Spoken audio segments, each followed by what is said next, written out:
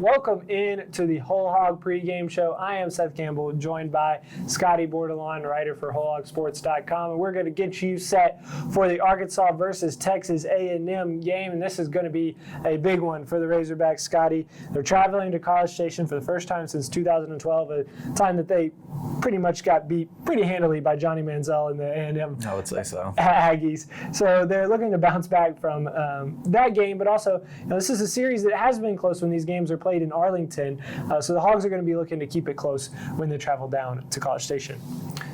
Yeah, I think part of the games in the past that have been close have come down to maybe Arkansas making it or committing a turnover, or I remember a couple of years ago when I went to Arlington, there was a special teams touchdown for Texas A&M right off the bat. I think if Arkansas can eliminate some of those things, like you always have to play clean on the road to give yourself a shot. But a big point of emphasis on top of Arkansas getting the running game going, getting anything, really any kind of production, more so than we've seen the first 4 weeks. I think getting a big play in special teams for Arkansas is a big deal. I think they've got like 9 combined yards between punt return and kickoff return through 4 weeks, that's pretty gross. But getting a big play in special teams, and then also eliminating the big plays in special teams and maybe cleaning up some of those mistakes. Those will be pretty key on the road. Well, if there is a guy that likes to travel on the road through 4 games, it has definitely been Feleipe Franks. Scottie wrote a story about it earlier in the week for WholeHogSports.com, and it was really eye-opening just to see how well Feleipe Franks plays on the road. Yes, we were talking to him Tuesday, and someone asked him, just being a competitor, do you like playing on the road? And he kind of gave the canned answer. He's like, I love playing at home, but I like playing on the road too. So that kind of, I asked him a follow-up. I was like, why do you like playing on the road? And he's like, couldn't really give a really good answer other than he just kind of likes going into environments where he feels like everybody in the venue is just kind of against him and the guys that he traveled with. And then I went to his sports reference page and I figured out why he really likes to play on the road. 65% completion percentage, 17 touchdowns against 4 interceptions on the road in true road games in his career, which is pretty outstanding. In Arkansas's 2 road games this year, he's completing over 72% of his passes, 6 touchdowns against no interceptions. So that trend has followed him from Florida to Arkansas. Like his 3 interceptions this year have all come in home games.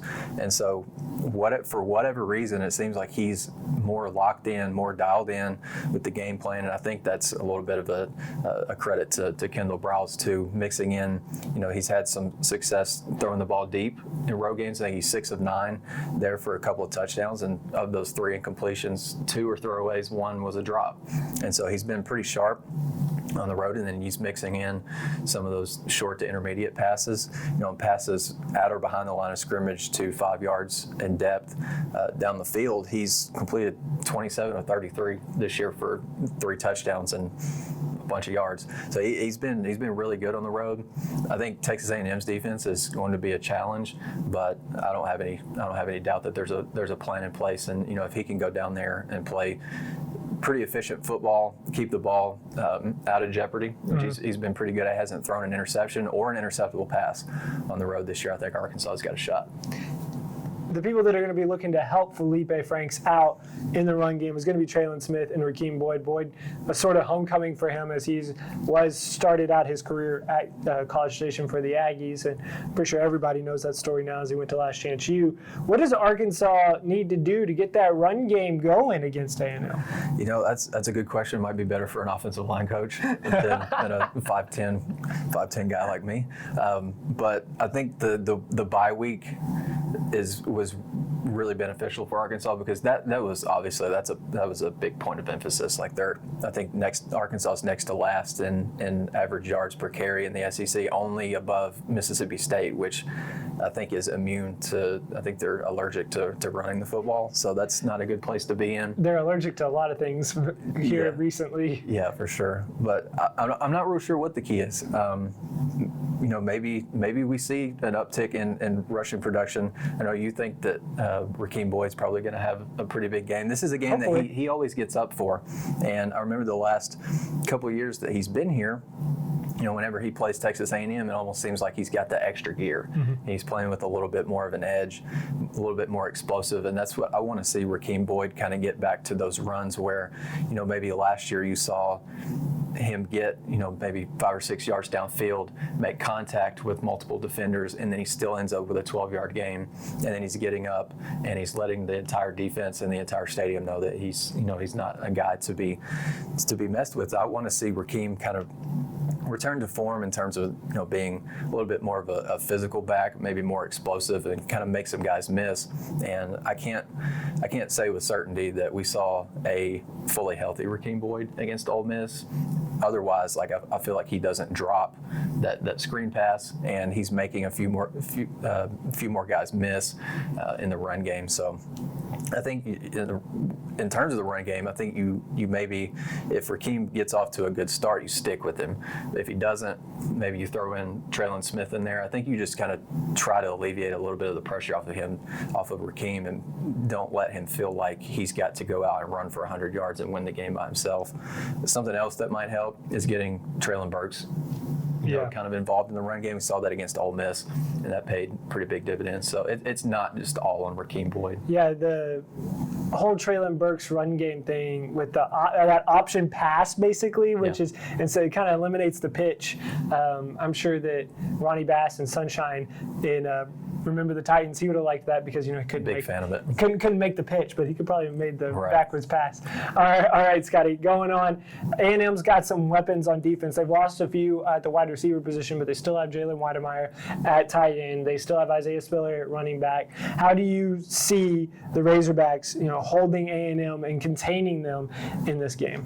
Yeah, that's going to be a big deal. Is Isaiah Spiller. I think if we looked at the running backs in the SEC before the season started, we'd probably say it's Najee Harris, Kylan Hill, probably throw Rakeem Boyd in there. Yeah. But after 4 or 5 weeks, you could probably throw Tank Bigsby from Auburn in there. He has been one of the best stories in the league this year as a true freshman, just kind of running all over teams. I think Isaiah Spiller has kind of entered that conversation, maybe with, he's not quite Najee Harris, but Isaiah Spiller is a force to be reckoned with too. And if Arkansas can limit him in any way, I think that can potentially tie a hand behind Texas A&M's back and force Kellen Mond to either run himself, which he probably doesn't particularly want to do. Like, that's not at the top of his priority list, but it makes him, maybe target some guys like a tight end or Anaya Smith, who had a pretty decent game against Arkansas last year, but the weapons on the perimeter aren't what they used to be. And so if Arkansas can keep Isaiah Spiller from running for 6 yards when he's running left of center or 5.5 right of center, I think they're probably going to be in pretty good shape. All right. Arkansas on the road against a top 10 team. You have to remember all of these things because Razorback fans are riding high off of 2 weeks ago's win against Ole Miss, and they've really been excited about the improvement that this Arkansas team has shown. But this is still a top 10 team on the road. Just wanted to throw all those things at you before you give your score prediction here, Scottie.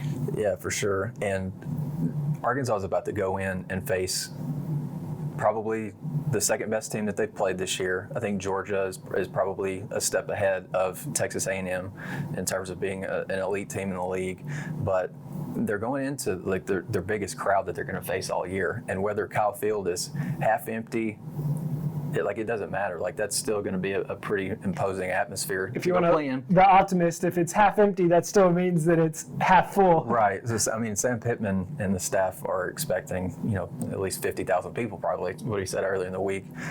That may have been tongue in cheek, but they could be doctoring their numbers over at A&M. You saw the pictures on the WholeHog website that looked pretty full. You've seen the pictures from Aggie Stadium in their last game against Florida. Yeah, it did. And that's, going into an environment like that is where you like to have an experienced veteran who's played in the SEC before, hasn't played in College Station, but has played in some really tough environments. So, maybe a half full stadium isn't as intimidating, clearly, but Arkansas is going to have to deal with a pretty good defense from Texas A&M as well as the crowd noise, but I think the run game from Texas A&M is going to make the difference.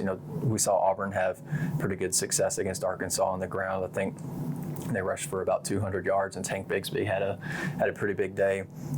My concern is if Bumper Poole is not able to play, if a guy like Dorian Gerald's not able to go, who fills in those spots, and will they perform well enough to be able to limit Texas A&M's run game? And I'm not sure that it's going to happen. I've got Texas A&M winning 31-24. I think Isaiah Spiller is going to be the difference. 31-24 in favor of Texas A&M. Well, Scottie, thanks so much for joining us here on the WholeHog Pregame show. Up next, we're going to have Matt Jones via Zoom going to come on, and we're going to talk a little bit about Texas A&M. Don't go anywhere.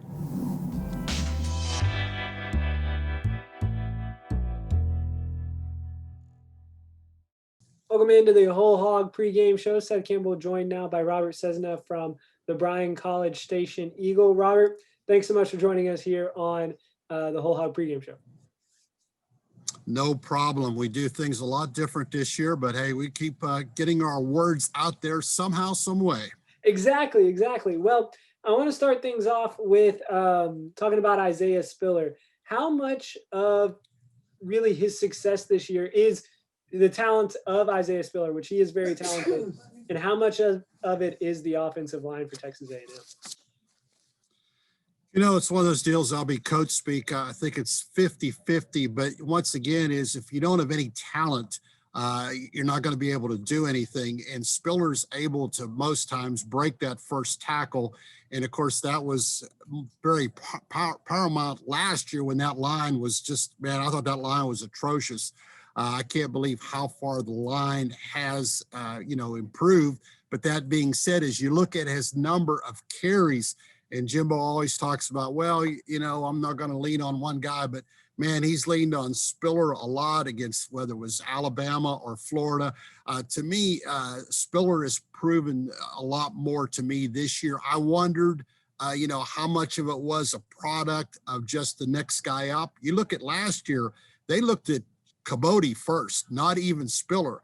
When Corbin went down and Corbin looked like he was going to have a big year, he goes down. The next guy they go to is Cabote. And you think about it, they had this guy in practice. They didn't even have him at third. Second, they had him at third. And then once he went in, he had big games against bad teams. But, against the good teams, he really struggled last year. So I said, how much is that him? How much that's line? But, man, I'm having a long answer to your question, Seth, but I think he's the real deal. All right, well, we like long answers. That means that they're good answers, right? Well, then flipping on over to the other side of the ball with the A&M defense, what has been their strength this year? Well, I think the fact is that they're really, really strong and talented up front. For years, we kept hearing that, oh, man, these defensive ends, these guys are going to be so good. They're going to put so much pressure, or whether it's Johnson or what have you. But, we've never really seen that.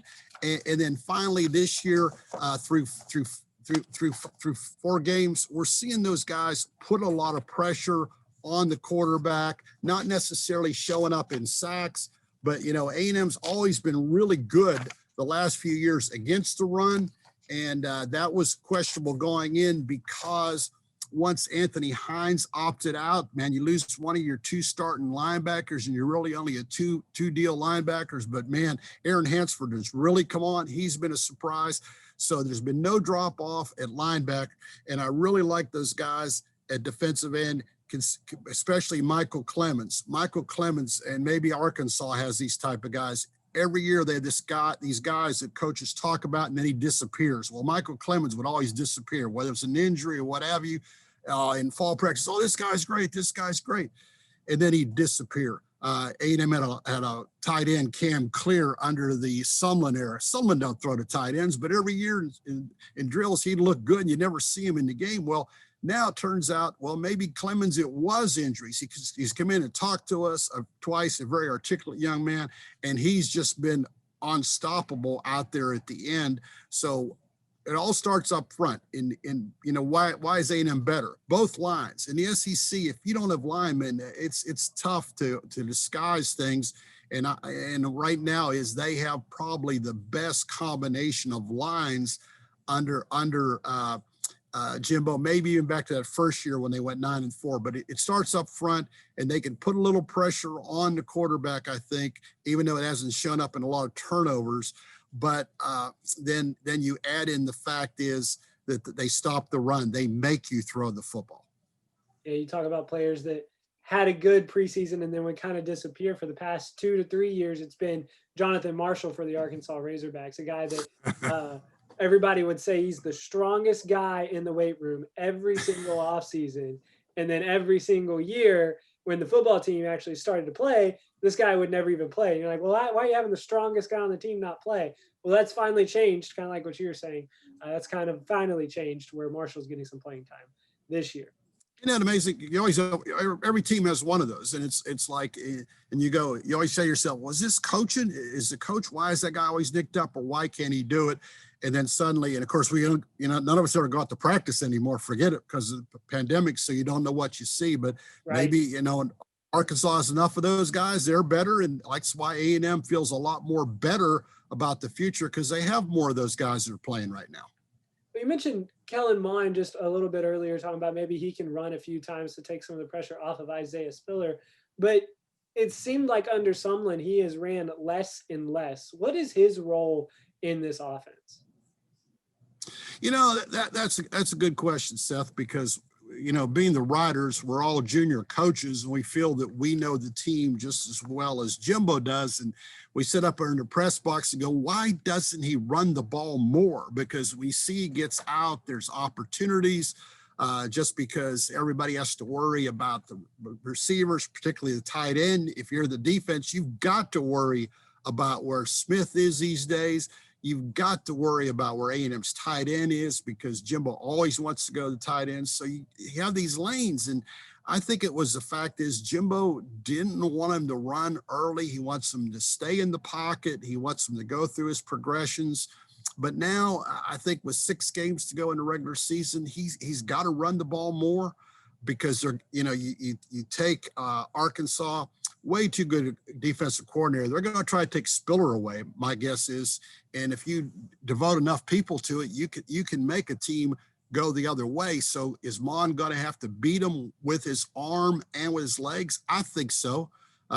So that being said, it's a little bit like you talked about Marshall and we're talking about Clemens. Every week we say, well, Mon's going to run the ball more, but he's really only run it like a couple times every game. So once again, until I see that, eventually some defense is going to make him run. And I think that's what Arkansas will do. Good stuff. Good stuff. Talking to Robert Cesna here from the Bryan College Station Eagle. Robert, let's just wrap it up with this. The Hogs are going to travel to A&M in College Station for the first time since 2012, a team that had Johnny Manziel on it. Pretty solid Texas A&M team. How big of a factor was the crowd in that Florida game in A&M's last home game? And everybody's written about it and talked about it. It was kind of funny because it's one of those things that I felt Mullen didn't help himself by saying, oh, it was the crowd. It was the crowd. Well, there was 24,000 there, and they were a little bit loud at times, and Florida had cost them maybe a couple penalties.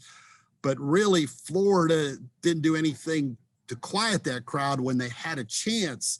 And I think a lot of that is teams more comfortable playing at home. I don't think the crowd was as big a factor as they didn't play such a great game. They didn't play as well the following week against Mississippi State.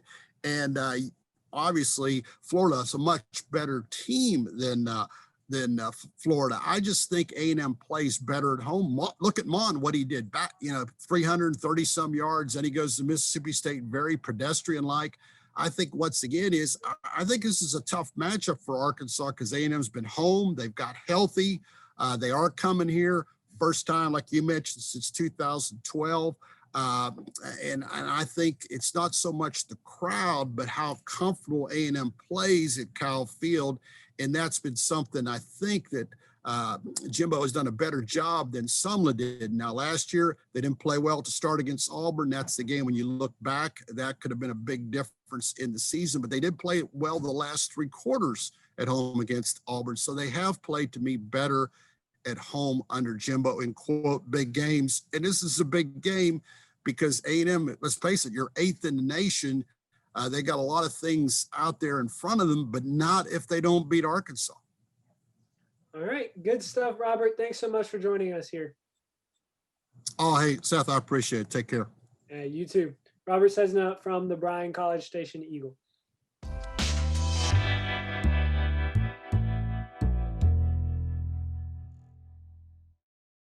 Well, welcome in via Zoom, Matt Jones, to the WholeHog Pregame show. Matt, thanks so much for joining us here. All right.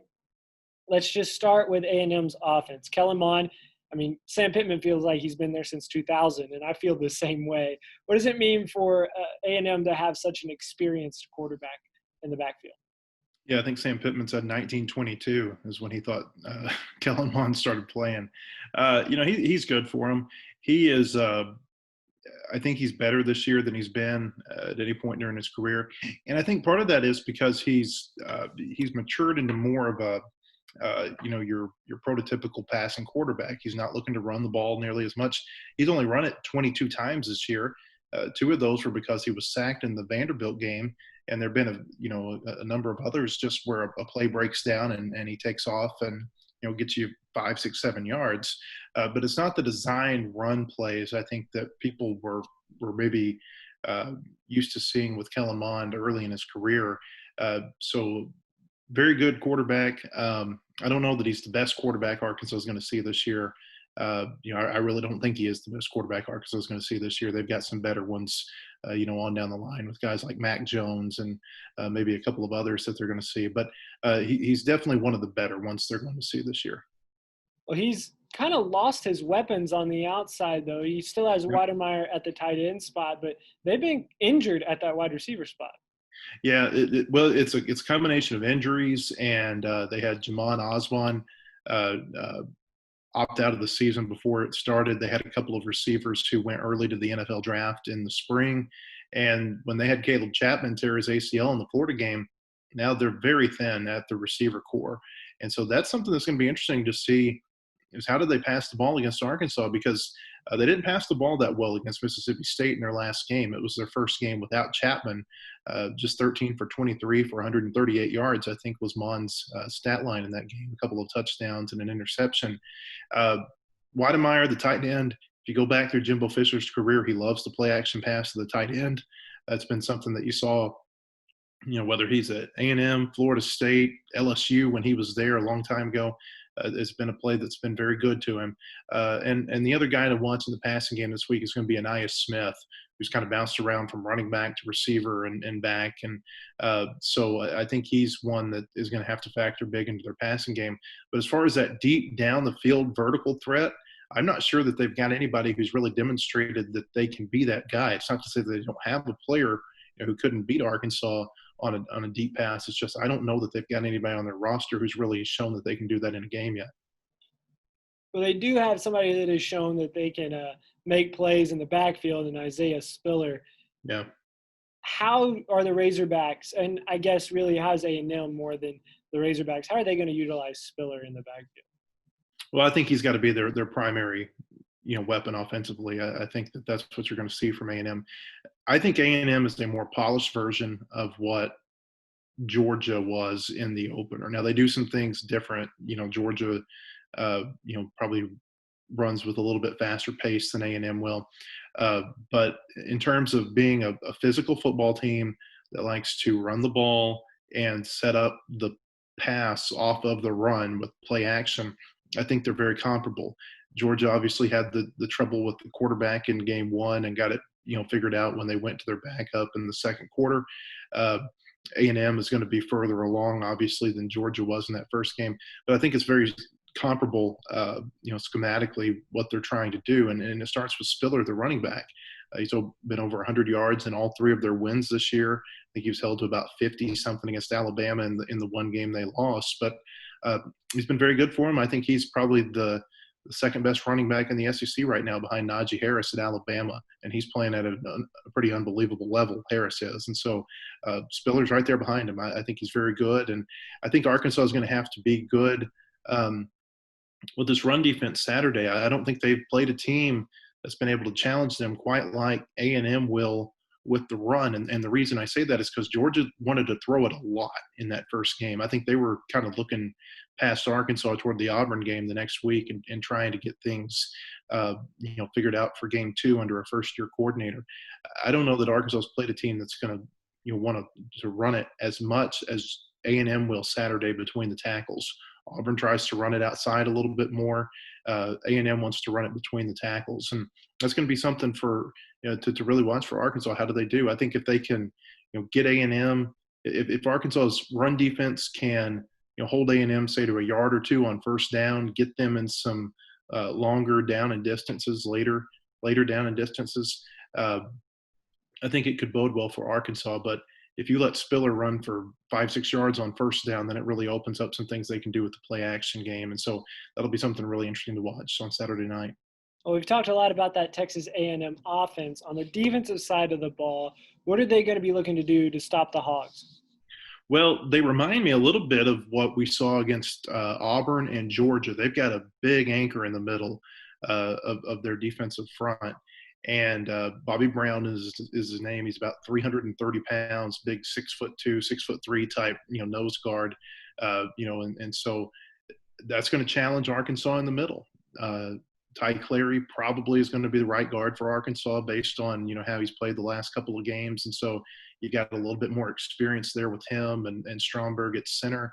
But whether it's Stromberg and Clary or Stromberg and Limmer, if he plays the right guard position, or Stromberg and Latham to his left, that center and that guard are going to have to double team Brown a lot in order to be successful, I think, if they're wanting to, especially if they're wanting to run the ball against A&M on Saturday.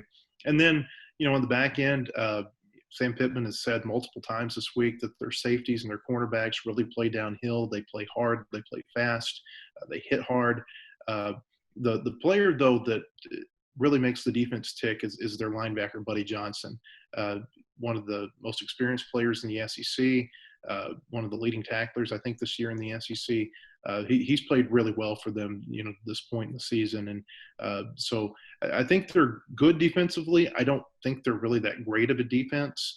I said they remind me some of Georgia and Auburn. I don't think they're as good defensively as Georgia or Auburn were. But they're going to be better than the Mississippi State and Ole Miss, the 2 games that Arkansas has won. And so, it's interesting to see, how's it going to play out there kind of in that middle ground. I think that this A&M offense is one of the better ones Arkansas has seen. Defense kind of middle of the pack. And, the 2 best defenses Arkansas played against, they didn't win. You can say what you want about the Auburn game, but they didn't win the games. And so how can they do against, maybe a more of a middle of the pack defense like A&M? That'll be something like everything else that's interesting to see Saturday night. There's going to be a lot of question marks and a lot of people excited to see how the Hogs, who are so improved already this season, how they perform against a top team. All right, Matt, let's wrap it up here. Score prediction for Arkansas versus Texas A&M.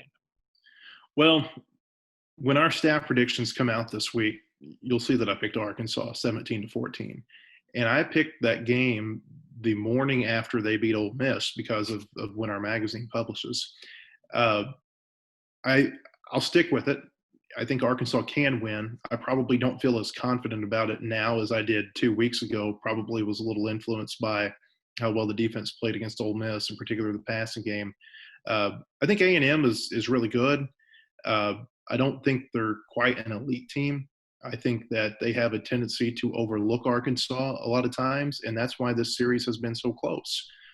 There's only been one game in the last, really since Johnny Manziel brought him to Fayetteville in 2013. Since that time, there's only been one game that's been decided by more than 7 points.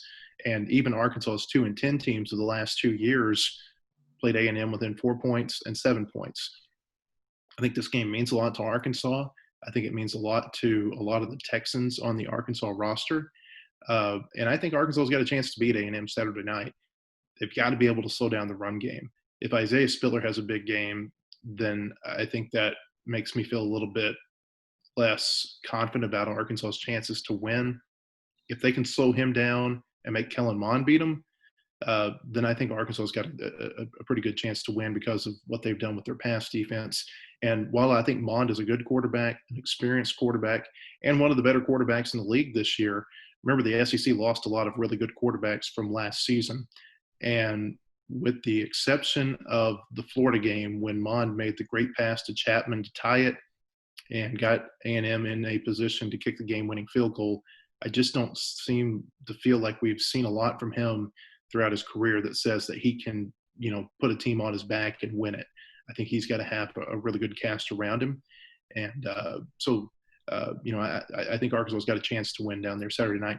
I think that they're going to have to, if they win it, though, they're going to have to win a low-scoring type game, similar to the game that they won in Starkville a few weeks back. Matt going with the Razorbacks. Scottie earlier went with Texas A&M, and I'm going to be the tiebreaker here. I'm going to go with the Aggies. I think 28-21 is the score prediction that I put out in Hogs Illustrated, so I will stick with that. A lot of low-scoring affairs. You got to believe that Arkansas defense is going to show up, but I just don't think that it'll be enough from Arkansas. I think that 15-point spread is too much. I think the 15-point spread is too much. And I'm a little surprised that we haven't seen it come down throughout the week. When they played Auburn a few weeks ago, I think Auburn opened as like an 18-point favorite, and it came down to about 13 or 14 by kickoff. I'm surprised the A&M spread hasn't come down more. I just think Arkansas is going to play them a lot tighter. All right. Well, Matt, thanks so much for joining us here over Zoom. All right. Appreciate it, Seth. Well, for Matt Jones, I am Seth Campbell saying thank you for joining us here on the WholeHog Pregame Show. So long, and we'll see you back here next week.